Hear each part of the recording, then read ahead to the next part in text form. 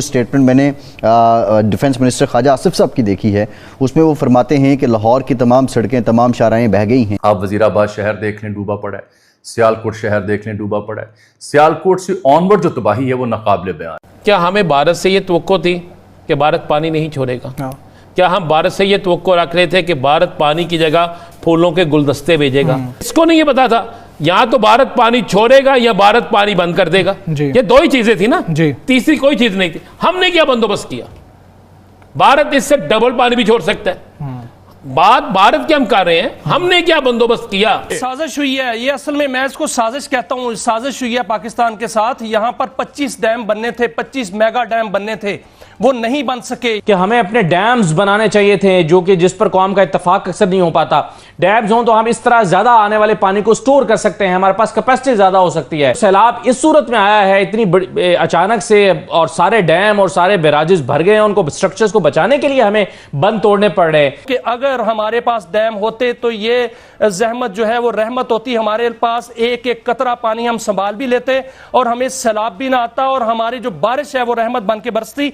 क्योंकि पाकिस्तान के अंदर इस वक्त का साहब समंदर में हमने 1 करोड़ 19 लाख एकड़ फीट पानी जो है वो जाया कर दिया है। दरियाए रावी में जसड़ के मकाम पर 1955 और शादरा के मकाम पर 1988 के बाद पहली बार इतना पानी आया है। पानी की वजह से पंजाब के कई देहात और खड़ी फसलें डूब गई हैं। सोचा है इसके बाद किस तरह निपटेंगे? सब्जी आपकी खत्म होगी, चावल आपका फसलें आपके खत्म होगी, टूटे हुए घरों को किसने बनाना है? इन सब्जियों के लिए किसने करना है? इंडिया ने डैम्स बना लिए, हम नहीं डैम बना सके। उनके मुल्क में इस तरह से लाभ नहीं आया जैसे यहां पर आया। उन्होंने गेट ओपन कर दिए और हमारे मुल्क में आप देख लें सैलाब की इस वक्त बरसात है कि जब ये चारों पांचों दरिया यहां से होते हुए तबाही फैलाते हुए पंजनत पहुंचेंगे और आगे जब दरिया सिंध में गिरेंगे तो अल्लाह माफ़ करे, मेरे मुंह में खाक, जनूबी पंजाब और अंदरूनी सिंध के जो इलाके हैं वहाँ पे 2008 वाले सैलाब से बड़ी तबाही आ सकती है। ये है असल खदशा जो माहिरीन एंटिसिपेट कर रहे हैं। सूरत हाल ये है कि पानी जो है वो गले को आने को तैयार है। हालात ये है कि लोगों के लिए कहा जा रहा है कि घरों में बैठे और आप छोटे छोटे बच्चों के साथ यहाँ पे पिकनिक मनाने आए हैं। असल ये बात पता क्या है कि ये पाकिस्तानी हमारी वहाँ में ना ये खतरों की खिलाड़ी है। जब भी खतरा होता है ना जिधर उधर तो ये जल्दबाजी करते हैं कि हमने कूदना ही कूदना है। अभी मजा आएगा ना भिड़ो। हालिया सैलाबी सूरत हाल भारत की आबी जारियत का नतीजा है। भारत अब वाकयातन जो आबी जारहियत है वो नहीं कर रहा, बल्कि पानी को हथियार के तौर पर इस्तेमाल कर रहा है। ये आप मनाजिर देख रहे हैं ना कि ये वो असल में सिनेरियो था जब इंडिया ने पानी छोड़ा पाकिस्तान में, तो उसने अमेरिका को भी पैगाम दिया है कि भाई देख लो, तुम्हारे तहादी को मैंने बर्बाद कर दिया, कुछ कर सकते हो? तुमने मुझे कहा जंग बंदी करनी है, तुमने मुझे धमकी दी, जंग बंद हो गई, इसको रोक कर दिखाओ। है पाकिस्तान के पास कोई ऐसा पानी का सिलसिला मेरे मुल्क में जारी करे? उसे बदला लिया है। और मजे की बात यह कि उन्होंने बता कर ही किया जी वो सैलाब आ रहा है, फलाना आ रहा है। जाहिर सी बात है यहाँ पर तो डोनाल्ड ट्रंप भी बेबस है और पूरी दुनिया बेबस है। हम क्या कर सकते हैं? पानी वहां से आ गया है। देखें, अरबों डॉलर का नुकसान सैलाब पहुंचा रहा है। दूसरी तरफ जो सैलाब का पानी है वो नुकसान पहुंचाकर समंदर में चला जाता है। वो अरबों डॉलर का हमारा नुकसान है कि कहीं पानी स्टोर हो जाता, पानी डैम होते, इनको, इन जालिमों को, इन बेशर्मों को। जो पाकिस्तान में सैलाब की सूरत हाल पंजाब में है, इसका इंडिया जिम्मेदार है?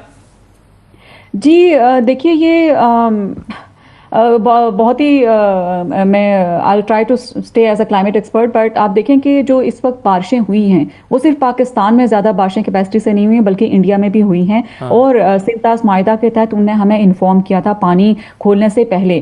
तो ये गवर्नमेंट की मुझे लगता है कि थोड़ी नेग्लिजेंस भी है कि आप जो है वो टैकल नहीं कर पा रहे हैं, तो आप जो है वो पड़ोसी मुल्क के ऊपर ज़्यादा डालने की कोशिश कर रहे हैं, क्योंकि इस दफ़ा तो उन्होंने आपको इन्फॉर्म भी किया है। अगर इन्फॉर्म ना करते तो डेफिनेटली ये क्रिटिसिज्म। लेकिन एक चीज जो भी मैं ऐसा इकबाल साहब के स्टेटमेंट का जिक्र कर रहा था, वो कह रहे हैं कि जी ये तो एक हथियार के तौर पर इंडिया इस्तेमाल कर रहा है, दानिस्ता तौर पे, ताकि पाकिस्तान में नुकसान हो। जय हिंद दोस्तों, नमस्कार दोस्तों। कुछ दिनों पहले तक पाकिस्तान के प्रधानमंत्री से लेकर आर्मी चीफ तक, टीवी एंकर से लेकर आम आदमी तक बोल रहे थे कि भारत इंडस वाटर ट्रीटी को तोड़कर हमें प्यासा नहीं मार सकता है। पाकिस्तान के आतंकवादी कह रहे थे कि यदि भारत हमारा पानी रोकेगा तो हम उनकी सांसें बंद कर देंगे। और अब भारत ने पानी छोड़ दिया है तो पाकिस्तानी रोने लगे हैं। कल तक भारत को धमकी देने वाले आज भारत को कोस रहे हैं कि भारत ने इतना पानी क्यों छोड़ दिया। पाकिस्तानी कह रहे हैं कि भारत पाकिस्तान को नुकसान पहुंचाने के लिए ये सब कर रहा है। दोस्तों, भारत अपने हिस्से का पानी पाकिस्तान को नहीं देगा। बरसात के मौसम में ही भारत पाकिस्तान को पानी दे सकता है। पाकिस्तान से खबर आ रही है कि भारत ने बिन बताए चिनाब और रावी नदी में पानी छोड़ दिया है। पाक मीडिया बोल रहा है कि भारत पाकिस्तान को डुबोने के चक्कर में है। पाक मीडिया कह रहा है कि भारत या तो पानी नहीं छोड़ता और जब छोड़ता है तो इतना पानी छोड़ देता है जिससे पाकिस्तान के डूबने के हालात बन जाते हैं। दोस्तों, पाकिस्तान चाहता क्या है कि भारत पानी छोड़े या ना छोड़े, अब ये तो भारत की मर्जी है कि कब कितना पानी छोड़ना है और कितना नहीं। इंडस वाटर ट्रीटी के अनुसार भारत 64 साल से पाकिस्तान को अपना पानी दे रहा है। भारत अब अपने हिस्से का पानी पाकिस्तान को नहीं देगा, और अगर देगा भी तो पाकिस्तान को जब देगा जब पाकिस्तान ज्यादा पानी लेने के हालात में नहीं होगा। साजिश हुई है, ये असल में मैं इसको साजिश कहता हूँ। साजिश हुई है पाकिस्तान के साथ। यहाँ पर 25 डैम बनने थे, 25 मेगा डैम बनने थे,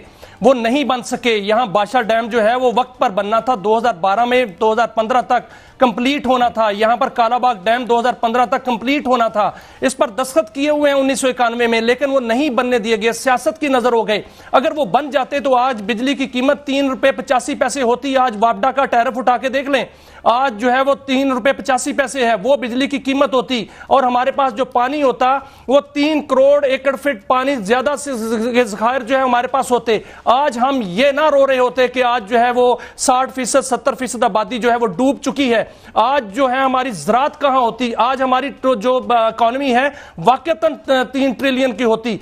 लेकिन वो क्यों नहीं है 3 ट्रिलियन डॉलर की, कि इस पर जो है वो साजिश हुई है। हमारा कालाबाग डैम जो है साजिश का शिकार हुआ, दामर बादशाह डैम जो है वो उसका शिकार हुआ। कटजरा डैम अगर बनाया जाता तो 15,000 मेगावाट बिजली वहां से बननी थी। का साहब, अगर वो बिजली बन जाती 7,100 मेगावाट पूंजी डैम से बननी थी। अगर वो बन जाती तो हमें ये एलएनजी की जरूरत। कहीं बिजलियां गिरी, कहीं बादल फटे, कहीं लैंडस्लाइडिंग हुई, कहीं बारिशें हुई, कहीं दरिया बिपरे, कहीं सैलाब आया, और ऊपर से हमारे हुक्मरानों, हमारी हुकूमतों का रद्द अमल अफसोसनाक और शर्मनाक। हमारी तैयारी 0/0। आपको यह बताता चलूं कि 2010 के बाद से छोटा या बड़ा सैलाब, हर साल सैलाब मामूल बन गया है, और पाकिस्तान ने 1947 से अब तक 29 सैलाबों का सामना किया है। जो मुल्क 29 सैलाबों का सामना कर चुका हो, उस मुल्क को किसी ट्रेनिंग की, किसी तरबियत की, या सैलाब में मजीद डूबने या मजीद मरने की कोई जरूरत बाकी रह जाती है? एक मरतबा मुहज्जब मुल्कों में, तरक्की याफ्ता मुल्कों में, या जिंदा कौमों वाले मुल्कों में एक दफा एक कुदरती आफत आती है, और अगर दूसरी मरतबा आए तो ना होने के बराबर नुकसान होता है, जानी और माली, क्योंकि वो उस पहली आफत से, कुदरती आफत से सीखते हैं। ये पानी की पहली सूरत हाल आपने देख ली है ना। अब आप सोचे वो अगला मरहला क्या करने जा रहे हैं। वो कह रहे हैं कि अब हम एक ऐसी चीज डेवलप कर रहे हैं कि अनकरीब, यानी कुछ अरसे के बाद, हम इस काबिल हो जाएंगे कि एक ही वक्त में 300 ब्रह्मोस मिसाइल दाग सकें। देखिए, इंडिया ने पाकिस्तान पर मिसाइल मारे, जाहिर सी बात है बड़े खतरनाक थे, ड्रोन्स भी मारे। एक मिसाइल लगता है तो उसके कितनी तबाही होती है।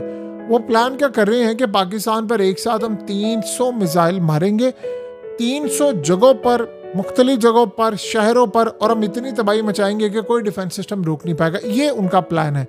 तो अब वो किस लिए कर रहे हैं ये? वो जाहिर सी बात है मोदी को दिखाने के लिए कर रहे हैं कि किसी और को कर रहे हैं। वो जाहिर सी बात है अमेरिका को दिखाने के लिए भारत कर रहा है।